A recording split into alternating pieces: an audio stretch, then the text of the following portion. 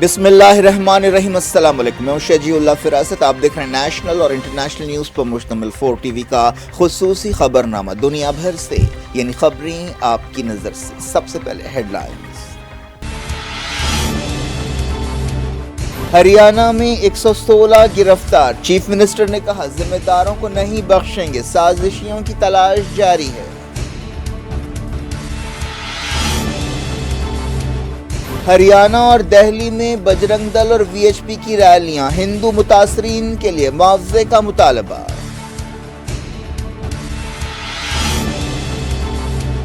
ریلیوں میں heat speech نہیں ہونی چاہیے، مرکزی حکومت یقینی بنائے، سپریم کورٹ نے دی ہدایت۔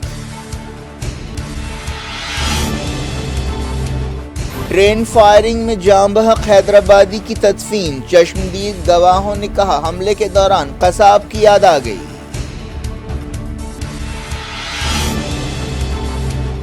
سویڈن اور ڈنمارک قرآن سوزی پر پابندی لگانے پر غور کر رہے ہیں، حسن نصر اللہ نے کہا مقدس کتاب کی حفاظت کا عزم مضبوط ہوا۔ نائجر سے سینکڑوں یورپی شہریوں کا تخلیہ، سعودی عرب نے کہا بغاوت کو رد کرتے ہیں۔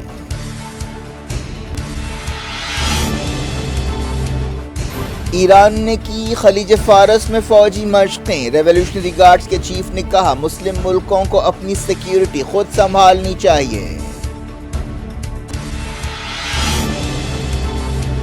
رشیا نے اناج ایکسپورٹ کے انفراسٹرکچر کو نشانہ بنایا، طیب اردوان نے کی پوٹین سے بات چیت، کہا تناؤ کم کرنے کے قدم اٹھائیں۔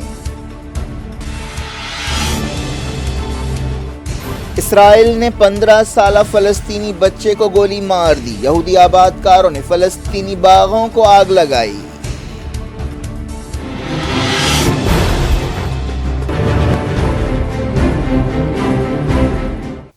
ہیڈ لائنز آپ نے دیکھی، اب خبروں کی تفصیل کی طرف آپ کو لیے چلتے ہیں۔ ہریانہ میں فرقہ وارانہ فساد کے سلسلے میں 116 لوگوں کو گرفتار کیا گیا ہے۔ چیف منسٹر منوہر لال کھٹر نے بتایا کہ ہریانہ کے نوح ضلع میں 6 لوگ ہلاک ہوئے۔ ایک بیان میں انہوں نے کہا کہ سازشیوں کی اب بھی تلاش جاری ہے۔ انہوں نے کہا کہ گرفتار کیے گئے لوگوں کو مزید تحقیقات کے لیے ریمانڈ پر بھیجا جائے گا۔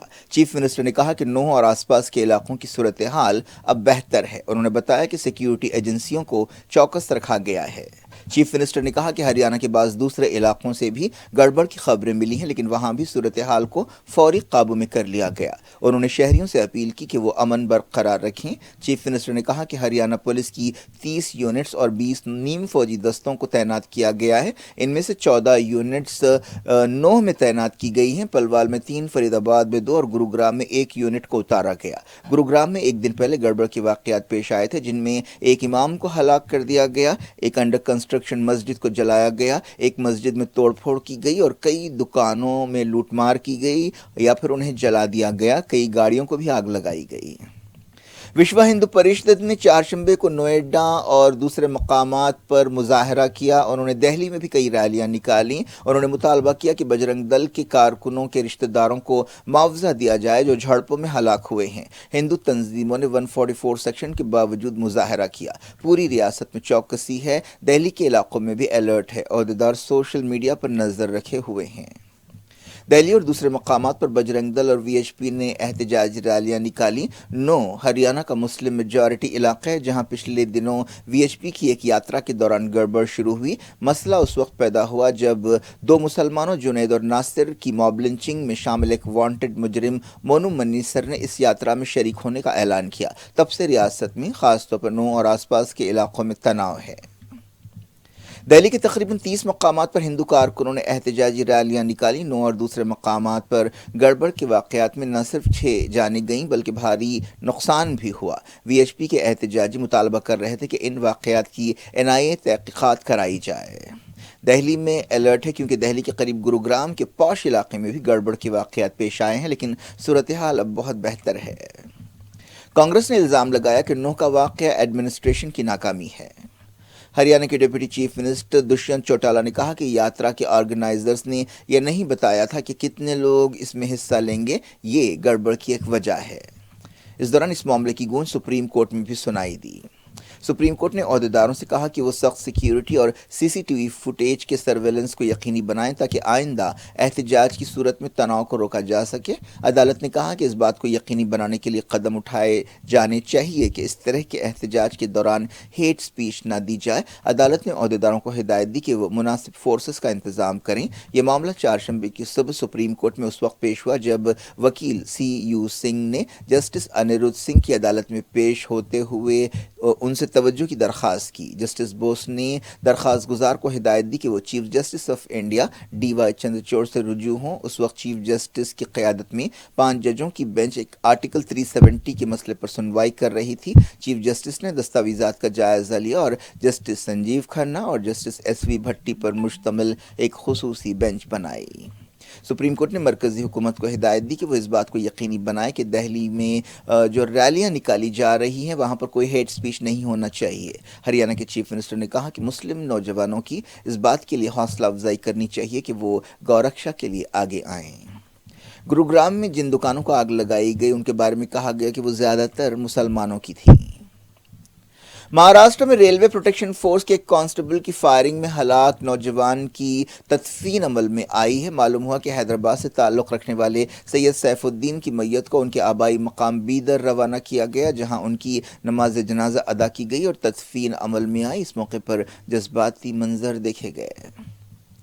रेलवे फायरिंग वाक़े के बारे में कई कहानियां सामने आ रही हैं। इस वाक़े से एक दुनिया हिलकर रह गई है और इससे मुल्क के हालात के बारे में कई सवाल पैदा होते हैं। मालूम हुआ कि मुलजिम चेतन सिंह ने जानबूझकर मुसाफिरों को निशाना बनाया जो तीनों मुसलमान थे। उसने अपने एक सीनियर असिस्टेंट सब इंस्पेक्टर तिकाराम को भी हलाक किया। चश्मदीद गवाहों ने बताया कि उन्हें इस वाक़े को देखकर 26/11 मुंबई हमलों की याद आ गई। एक चश्मदीद गवाह कृष्ण कुमार शुक्ला ने, जो 12 साल से ट्रेन अटेंडेंट के तौर पर काम कर रहे हैं, बताया कि मुझे ऐसा लग रहा था कि वो कसाब है। शुक्ला जयपुर मुंबई सेंट्रल एक्सप्रेस में मौजूद थे जब चेतन सिंह ने अपने सीनियर ASI और 3 मुसाफिरों को गोली मारी। शुक्ला ने बताया कि चेतन सिंह के हाथ में बंदूक थी और मुझे कसाब जैसी सूरत हाल की याद आ रही थी। उनका इशारा मुंबई हमला आवर अजमल कसाब की तरफ था जो 26/11 हमलों के दौरान पाकिस्तान से आने वाले 10 हमला आवरों में से एक था और वो अकेला ऐसा हमला आवर था जो जिंदा पकड़ा गया।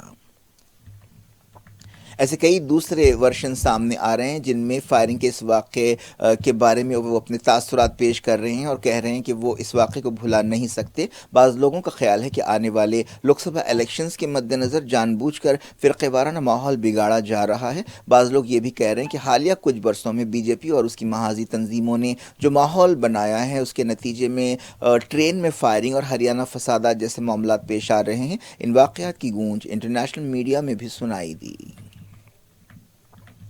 स्वीडन और डेनमार्क की हुकूमतें कुरान मजीद को जलाने से मुताल्लिक़ एहतजाजात पर पाबंदी पर गौर कर रही हैं। दोनों मुल्कों में हालिया अरसे में ऐसे वाक़यात पेश आए जिससे न सिर्फ इन मुल्कों में बेचैनी पाई जाती है बल्कि पूरी मुस्लिम दुनिया में गम और गुस्सा देखा जा रहा है और इन मुल्कों के आलम इस्लाम के साथ आपसी और तिजारती ताल्लुकात मुतासर हो रहे हैं और सिक्योरिटी अंदेशे बढ़ रहे हैं। अब तक स्वीडन और डेनमार्क की हुकूमतों का कहना था कि वो इज़हार ख्याल की आज़ादी के कानून की वजह से इस तरह के मुजाहरों पर पाबंदी नहीं लगा सकते, लेकिन अब ऐसे मुसलसल वाक़यात को देखते हुए हुकूमतें हरकत में आई हैं और ऐसे इशारे मिल रहे हैं कि इस तरह के एहतजाजात पर पाबंदी लगाई जा सकती है। मुस्लिम मुल्कों की तंजीम OIC ने पीर को इस मसले पर हंगामी मीटिंग की थी जिसमें स्वीडन और डेनमार्क की मजम्मत की गई थी। स्वीडन के वज़ीर-ए-आज़म ने कहा कि वो इस मसले पर डेनमार्क के ओहदेदारों के साथ बातचीत कर रहे हैं और दोनों मुल्कों के ख़यालात एक जैसे हैं। उन्होंने इस बात से इत्तेफाक किया कि सूरत हाल ख़तरनाक है और हमें मजबूत कदम उठाने चाहिए। डेनमार्क हुकूमत ने यह बात मानी कि इस तरह के वाक़यात के बाद डेनमार्क को ऐसे मुल्क के तौर पर देखा जा रहा है जो दूसरी तहजीबों, रिवायतों और मजहबों के ख़िलाफ़ है। हालिया हफ्तों में मुस्लिम मुल्कों के अलावा कई दूसरे मुल्कों ने भी ऐसे वाक़यात की मजम्मत की है। स्वीडन में एक ईसाई इमिग्रेंट सलमान मोमिका ने एक से ज़्यादा बार कुरान मजीद को जलाने की गुस्ताखी की है। स्वीडन ने अपनी सरहदों पर इस दौरान निगरानी बढ़ा दी है। حزب اللہ لیڈر حسن نصراللہ نے ایک بار پھر سویڈن میں قرآن مجید کی بے حرمتی کی مذمت کی ہے۔ ایسا تازہ واقعہ ایک دن پہلے سویڈش پارلیمنٹ کے باہر پیش آیا۔ حسن نصراللہ نے کہا کہ قرآن مجید کو جلانے کے پیچھے اسرائیل کی خفیہ ایجنسی موساد کا ہاتھ ہے۔ حسن نصراللہ نے ٹیلی ویژن پر خطاب کرتے ہوئے یہ بات کہی۔ وہ محرم کی مناسبت سے ایک مجلس سے خطاب کر رہے تھے۔ نصراللہ نے کہا کہ سویڈن اور بعض دوسرے ملکوں میں قرآن مجید اور دوسرے مقدسات کی بے حرمتی سے مسلم حکومتوں کا عزم اور مضبوط ہوگا اور وہ قرآن مجید کی حفاظت کے لیے پوری طاقت سے جٹ جائیں گے۔ حزب اللہ لیڈر نے کہا کہ سویڈش حکومت کا رویہ منافقانہ ہے۔ وہ ایک طرف قرآن مجید کی بے حرمتی کی مذمت کر رہی ہے، دوسری طرف اس طرح کی حرکتوں کی اجازت بھی دے رہی ہے۔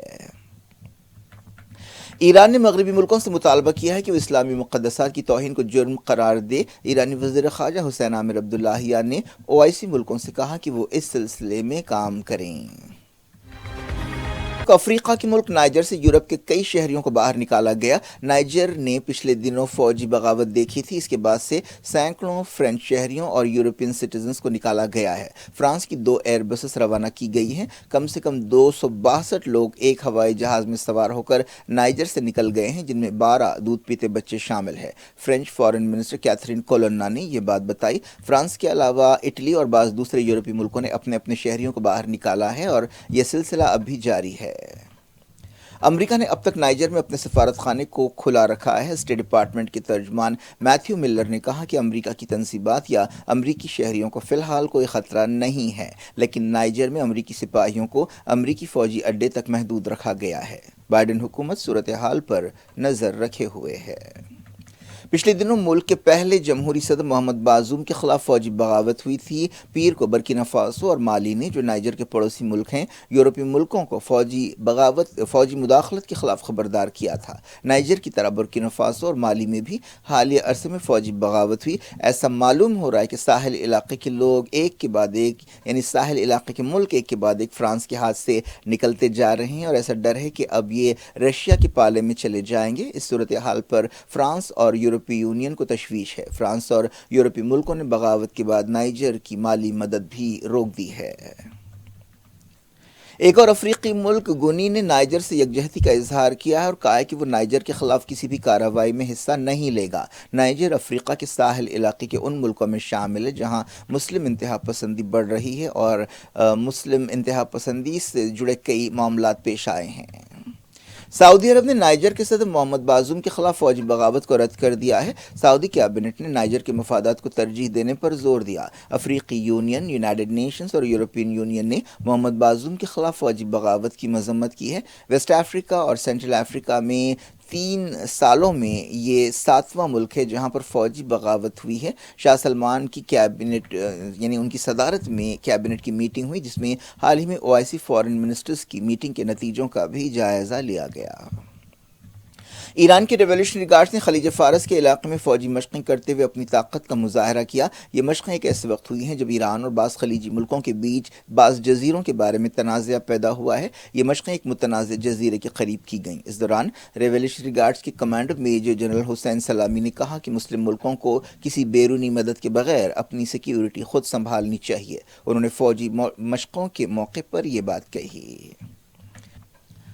رشیا نے یوکرین میں دنوب ندی کے قریب انفراسٹرکچر کو نشانہ بنایا۔ یوکرین کی فوج نے یہ بات بتائی۔ دنوب ندی یوکرین کے اناج کے ایکسپورٹ کے حوالے سے ان دنوں کافی اہم ہے۔ جب سے رشیا نے اناج ڈیل کی مدت بڑھانے سے انکار کیا ہے، رشیا نے ماسکو کے بندرگاہی شہر اوڈیسا اور دوسری بندرگاہوں کو جان بوجھ کر نشانہ بنایا ہے اور انفراسٹرکچر کو تباہ کیا ہے۔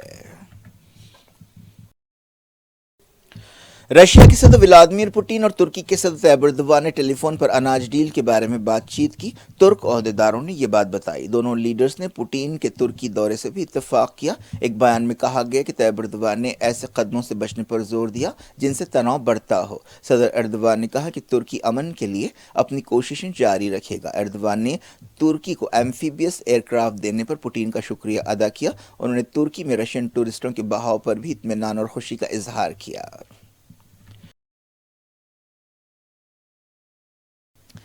اسرائیلی فوج نے ایک 15 سالہ فلسطینی بچے کو گولی مار کر ہلاک کر دیا۔ فلسطین انفارمیشن سینٹر نے بتایا کہ یہ واقعہ منگل کی شام السمو ٹاؤن کے قریب پیش آیا۔ جاں بحق فلسطینی کی پہچان محمد فرید شوقی کی حیثیت سے کی گئی۔ اسرائیلی میڈیا میں کہا گیا کہ ایک فلسطینی نے اسرائیلی سپاہیوں پر حملے کی کوشش کی اور اس فلسطینی کو گولی مار کر ہلاک کر دیا گیا۔ اسرائیلی عہدیداروں نے بتایا کہ اس فلسطینی کو زخمی حالت میں ہاسپٹل لے جایا گیا جہاں اسے مردہ قرار دیا گیا۔ حالیہ عرصے میں اس طرح کے واقعات میں اضافہ ہوا ہے۔ اس دوران الخلیل یا ہیبرون کے قریب یہودی آباد کاروں نے فلسطینی باغوں کو آگ لگا دی۔ ان باغوں میں زیتون کے جھاڑ تھے۔ گیان واپی مسجد کیس میں ایک ہندو فریق نے وارانسی کی عدالت میں درخواست داخل کرتے ہوئے مسجد کمپلیکس میں بعض دیوی دیوتاؤں کی علامتوں کی حفاظت پر زور دیا ہے۔ ایک درخواست گزار راکھی سنگھ نے کہا کہ مسجد کے احاطے میں جو علامتیں ہیں انہیں مٹانے کی کوششیں کی جا رہی ہیں۔ راکھی سنگھ ان درخواست گزاروں میں شامل ہے جنہوں نے مسجد کی دیواروں پر واقع مورتیوں اور علامتوں کی پوجا کی اجازت مانگی ہے۔ کیا کچھ ہو رہا ہے آپ کی دنیا میں؟ آخر میں ہیڈ لائنز دنیا بھر سے ایک بار پھر دیکھتے ہیں۔ ہریانہ میں 116 گرفتار، چیف منسٹر نے کہا ذمہ داروں کو نہیں بخشیں گے، سازشیوں کی تلاش جاری ہے۔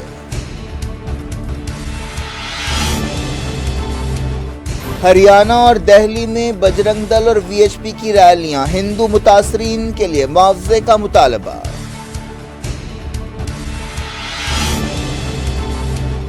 ریلیوں میں ہیٹ سپیچ نہیں ہونی چاہیے، مرکزی حکومت یقینی بنائے، سپریم کورٹ نے دی ہدایت۔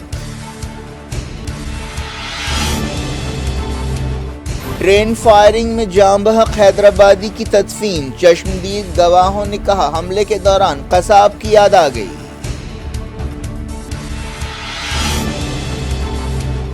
سویڈن اور ڈنمارک قرآن سوزی پر پابندی لگانے پر غور کر رہے ہیں۔ حسن نصر اللہ نے کہا مقدس کتاب کی حفاظت کا عزم مضبوط ہوا۔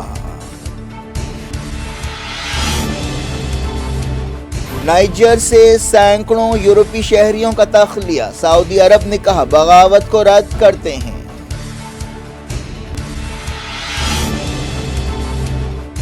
ایران نے کی خلیج فارس میں فوجی مشقیں، ریولیوشنری گارڈز کے چیف نے کہا مسلم ملکوں کو اپنی سیکیورٹی خود سنبھالنی چاہیے۔ رشیا نے اناج ایکسپورٹ کے انفراسٹرکچر کو نشانہ بنایا، طیب اردوان نے کی پوٹین سے بات چیت، کہا تناؤ کم کرنے کے قدم اٹھائیں۔ اسرائیل نے 15 سالہ فلسطینی بچے کو گولی مار دی، یہودی آباد کاروں نے فلسطینی باغوں کو آگ لگائی۔